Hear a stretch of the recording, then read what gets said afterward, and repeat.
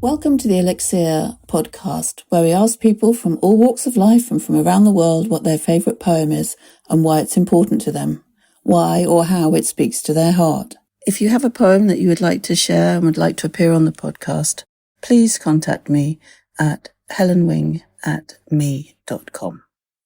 Robotet e telefoneve automatik i godisin monedhat, por si tresin do. I sfilitur në pritjet me vjeçarit të ri, planetin futurologjik e sodis. Në polipët të flokëve të mi, fithmuzje të hamshura të Babilonisë. Horizonti I pesë.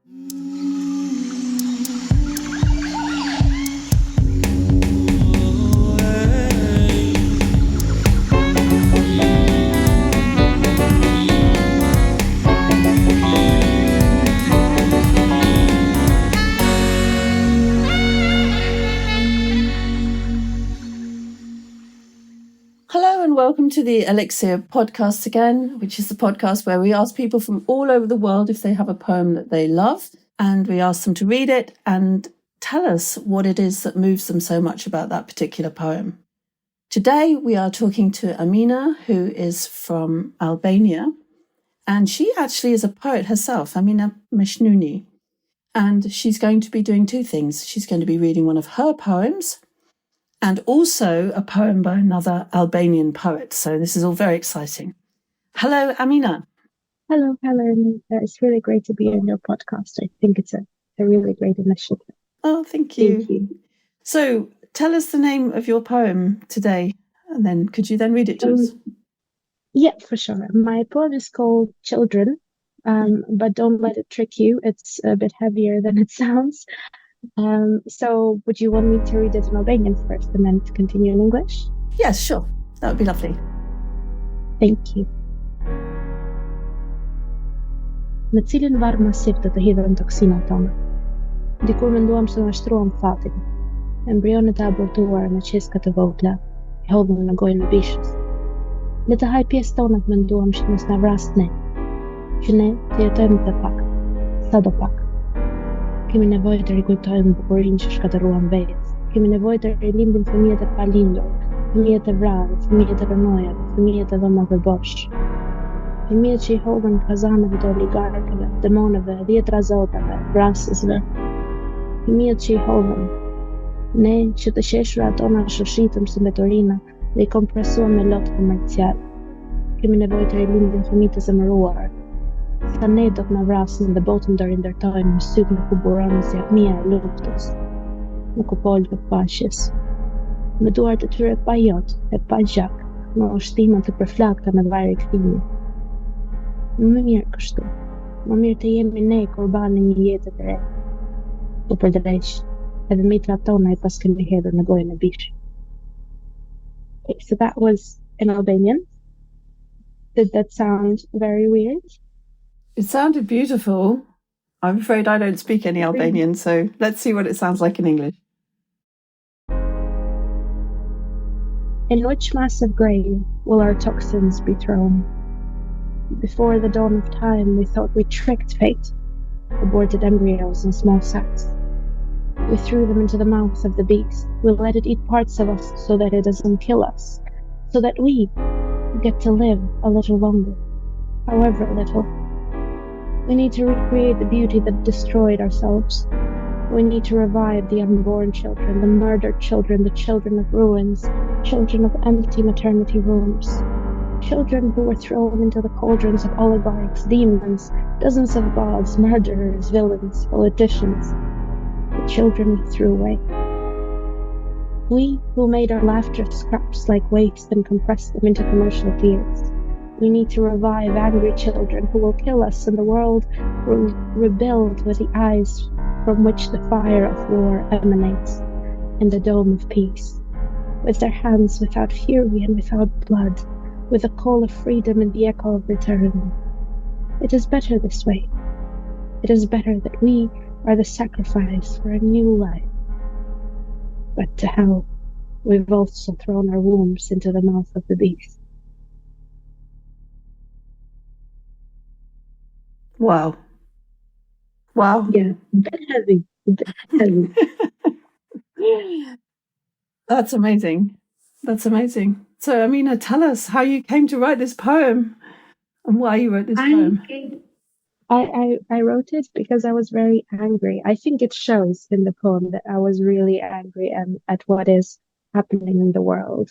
Not just what we see happening in the world, towards which we have a very, very little acting power, we think.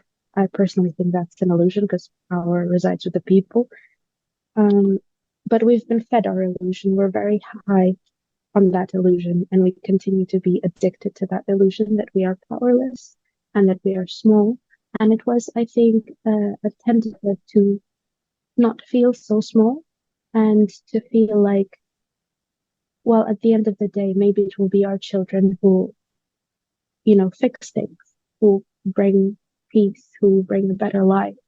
And maybe we've messed up to the point that we cannot fix it anymore. But the hope lays with our children and the ones that are to come. Maybe they will be better people.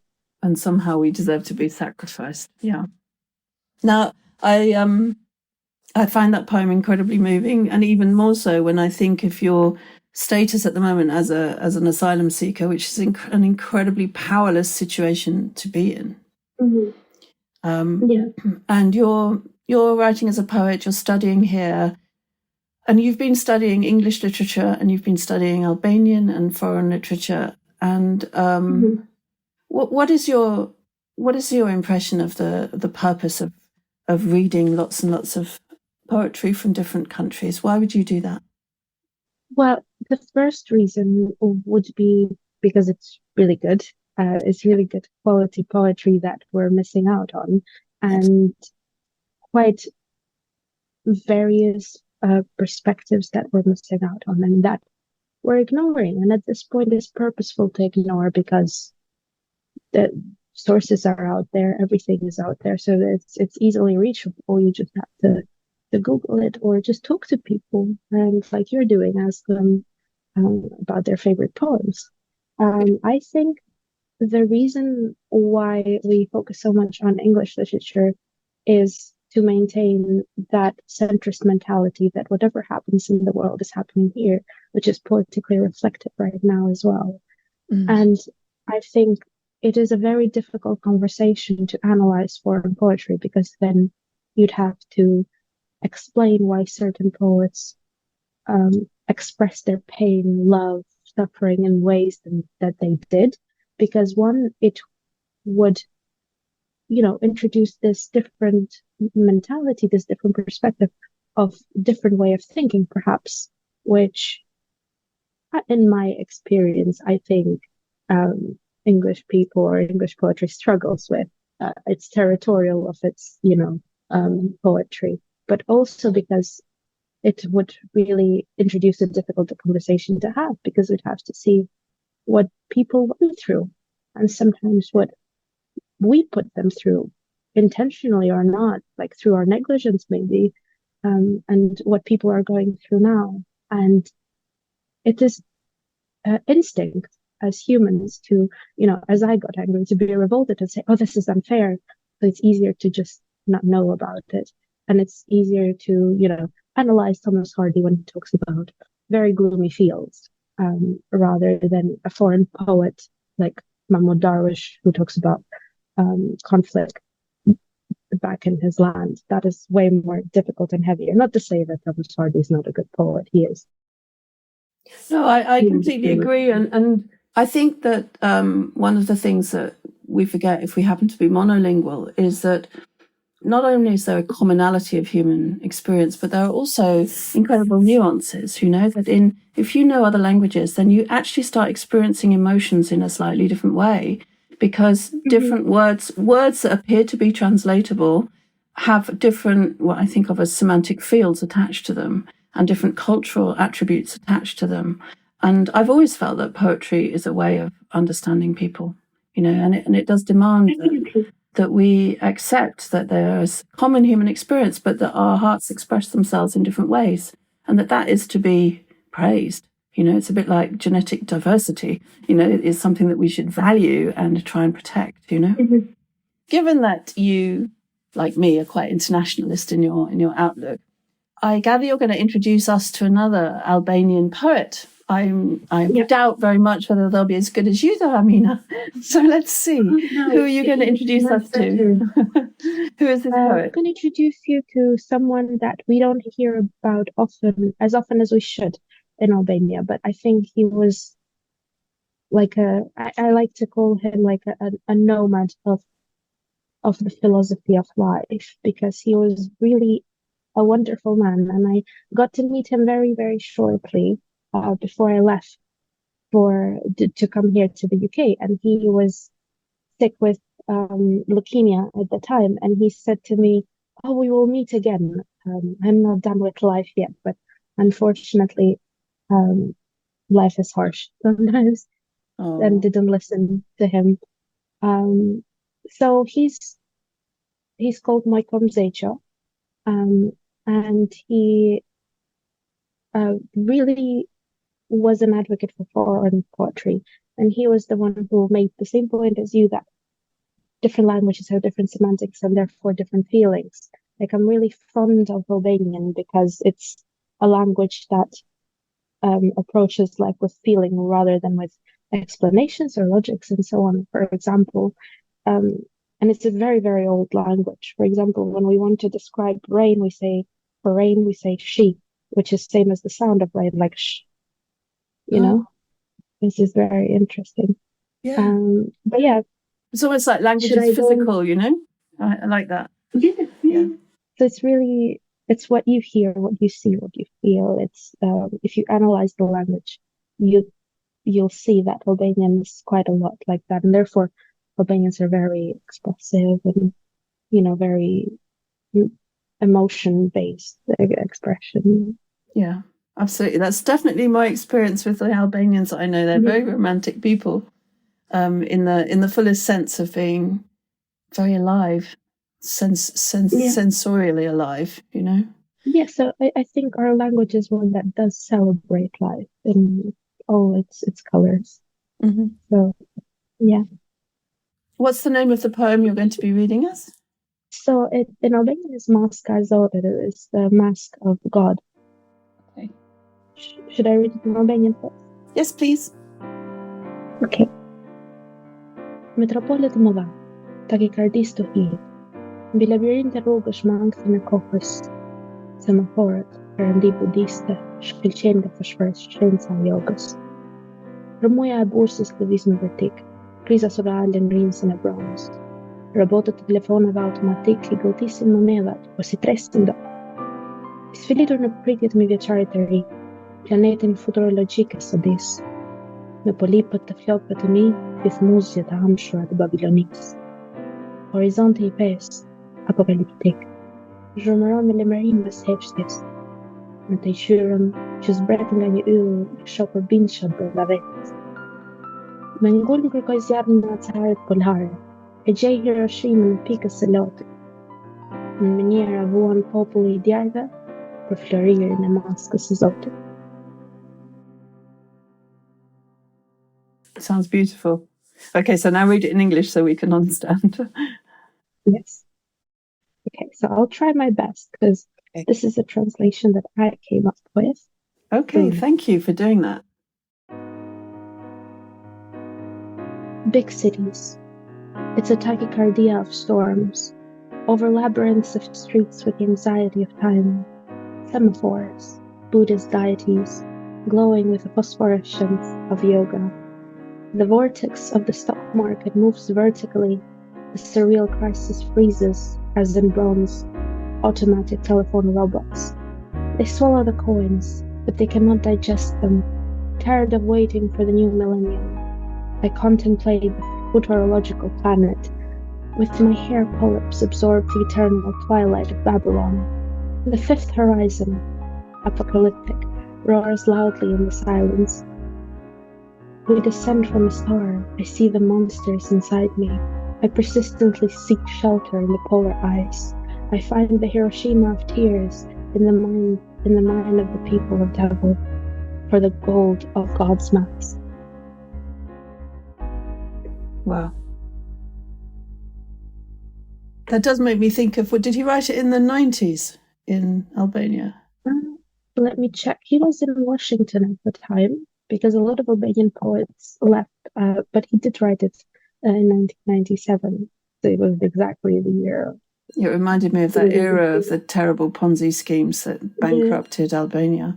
What does that poem make you feel? I didn't do justice to the translation, I feel. I was very impressed with it. For our listeners, we will be posting links to the poem on the podcast information, so you'll be able to find it on my website, helenwing.com, or on the podcast information.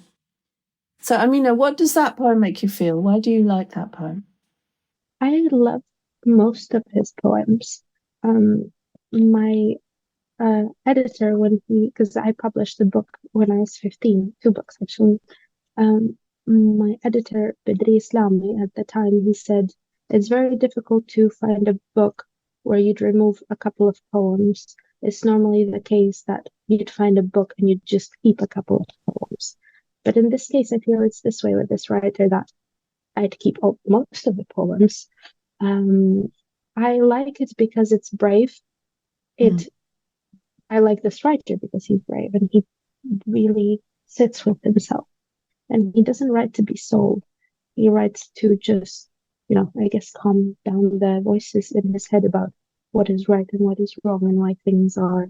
So I really like that. And I like that he was very knowledgeable. He explores different topics and mentions different things and is not scared to mention different things. And I think as an Albanian who left Albania at a very troublesome time, political correctness was out of the window and was not necessary.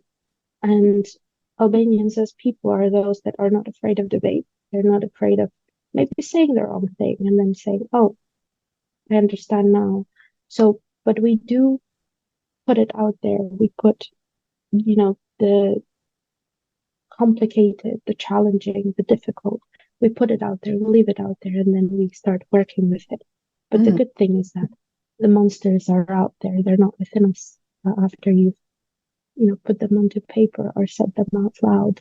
It's very important to have debate. It's very important to discuss.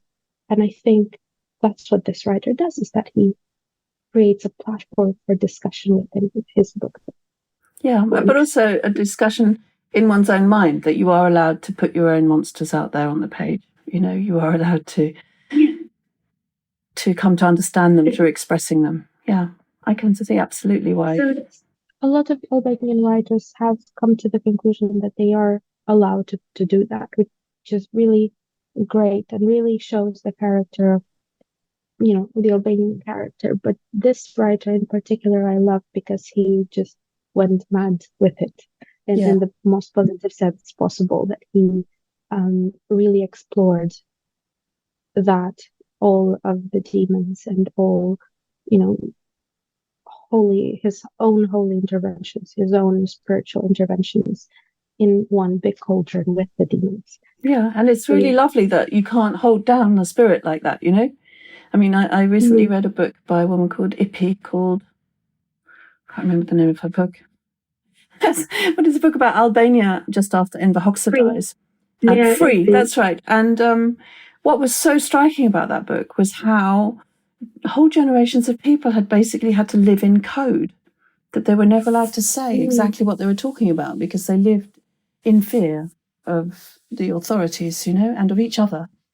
And that your access to reality was distorted as a youngster if you couldn't actually understand what was going on. So it's lovely to find out that despite this very, very long-term, decades-long suppression of the spirit, if you like, that Albanian people and writers still had their own thoughts, had their own, and kept their expressivity alive in response, perhaps in response to oppression, but that wasn't killed off in them, that ability to own their own thoughts and own their own expressivity. It's lovely to know that.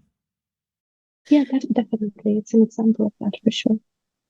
So, Amina, I'm incredibly grateful that you've taken the time to come on our podcast. And I think that Albanian literature is a literature that very few people know anything about. Because so few foreigners speak Albanian. Albanians are very good at learning other languages, but very few people go and learn Albanian. And I'm hoping that will change in the future. And it's lovely to have heard one of your very, very moving poems, and also to have met this other poet through you. So thank you very much. Thank you so much, Helen. It's truly a pleasure. And thank you so much for the platform. Okay. If you're a regular listener and are enjoying the podcast, it would mean the world to me if you could hit the follow button on your podcast app. And if you have a moment, leave a review and a 5-star rating. It helps us tremendously to reach more and more listeners who could also be touched by a guest's poems. That's hit follow, leave a review, and not 4, but a 5-star rating. This would give us just a little help that will make a great deal of difference. Remember, you can find the poems that feature in each episode on my website, helenwing.com. Thanks for listening.